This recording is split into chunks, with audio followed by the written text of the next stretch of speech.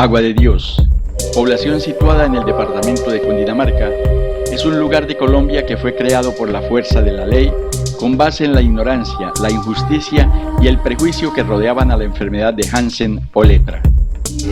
Cuenta la historia que en el año de 1870 residían en la antigua ciudad de Tocaima unos 60 o 70 enfermos de Hansen que habían sido atraídos allí por la fama curativa de sus aguas termales. Sin embargo, por diversas razones, estigma, miedo, ignorancia, los enfermos fueron expulsados violentamente de sus casas y arrojados con gran peligro de sus vidas al río Bogotá, el cual cruzaron en canoas, quedando en el más completo desamparo. Penosamente, acosados por el hambre y la sed, los enfermos recorrieron el camino que atravesaba el bosque tropical en dirección a unos terrenos denominados Agua de Dios e Ibáñez.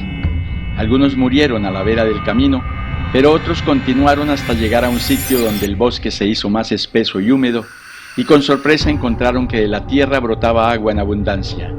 El lugar se llamaba Los Chorros y se convirtió en el primer asentamiento de la naciente comunidad. Una vez establecido el lazareto, comenzaron a llegar más enfermos a Agua de Dios. Como sucedería durante mucho tiempo, casi siempre eran traídos a la fuerza en trenes y vehículos especiales, luego de ser quemadas sus casas, despojados de todas sus pertenencias y apartados de todas sus querencias. Cuando llegaban al lazareto perdían sus derechos como ciudadanos y desaparecían sus derechos humanos. Quedaban en manos de un Estado implacable y su familia, sometida al escarnio público, tenía que sufrir también el peso del estigma. A pesar de la opresión, del estigma, del encierro y la persecución, a pesar de fungir como conejillos de indias para la medicina experimental, a pesar de las dolorosas despedidas en el puente de los suspiros o del último adiós en la banca de las tristezas, a pesar de los retenes, de los arbitrarios procedimientos de desinfección, de la pérdida de la ciudadanía colombiana que se cambiaba por la cédula de enfermo de Hansen, a pesar de que les quitaban a sus hijos y que los sometían a humillantes exámenes médicos, las monedas especiales, las batidas de la policía, las cercas de alambre como muestra efectiva de la segregación y la escasez del salario o ración que les reconocía el Estado. A pesar de todo esto, la población de Agua de Dios, que estaba conformada por todos los estamentos sociales del país, porque la enfermedad no respetaba fronteras sociales ni económicas, con el tiempo se organizaron en contra de los gobiernos injustos, arrogantes y arbitrarios mediante querellas de cartas y escritos, periódicos y memoriales, pero también de revueltas y enfrentamientos donde la sangre de sus mártires abonó su lucha por la libertad.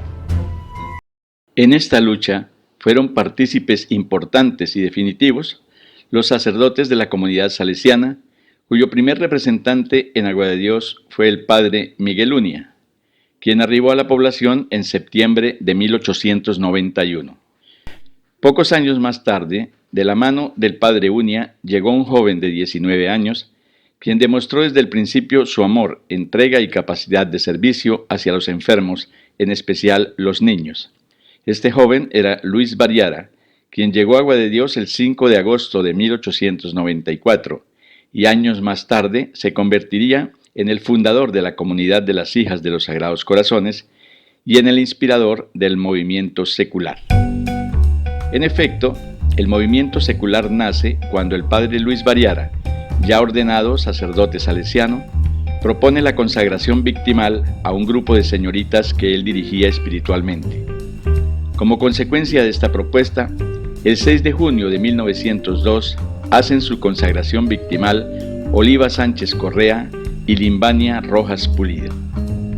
Prontamente aumentó el número de las que el padre Luis denominó víctimas reparadoras del Sagrado Corazón de Jesús, dedicadas a dar respuesta espiritual al sufrimiento y al dolor causado por la Guerra de los 1000 días. De esta manera, 23 jóvenes se ofrecieron como víctimas desde 1902 hasta junio 10 de 1904. Ellas fueron las primeras semillas del hoy llamado Movimiento Secular Padre Luis Variara.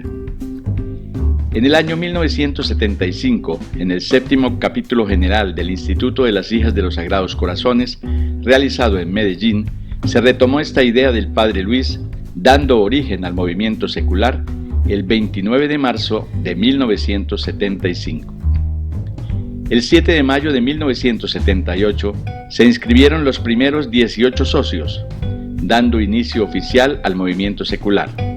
Y el 7 de mayo de 1979, este mismo grupo hizo su consagración victimal.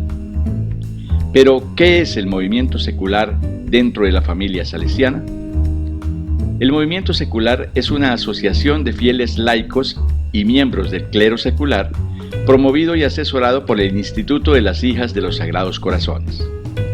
Su misión es evangelizar a los pobres, especialmente a niños, jóvenes y enfermos, prioritariamente los enfermos de lepra, con una espiritualidad salesiana victimal para ayudarles a descubrir su dignidad de hijos de Dios, estimulando así sus energías y capacidades para una promoción integral en Cristo.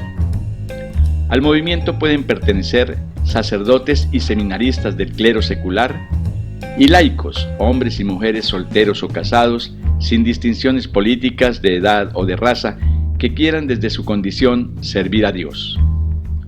Un socio del movimiento visita enfermos, ayuda a los pobres o necesitados, colabora en la parroquia, practica los sacramentos, da testimonio de vida. El movimiento cuenta con la respectiva aprobación o personería eclesial y también tiene personería jurídica otorgada por el Estado. Además, se rige por sus propios estatutos y reglamentos y adoptó su propio himno y su escudo. La estructura organizacional del movimiento secular Beato Luis Variara es la siguiente.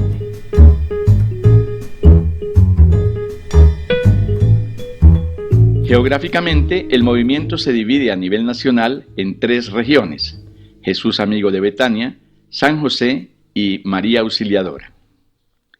Por otra parte, además de Colombia, existen grupos del movimiento en 8 países, como son Italia, España, México, Camerún, Guinea Ecuatorial, República Dominicana, Bolivia y Venezuela. Los procesos de formación en el movimiento tienen varias etapas.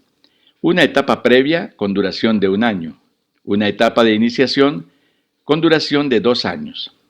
Etapa de profundización dura 2 años también, seguida por una etapa de formación permanente.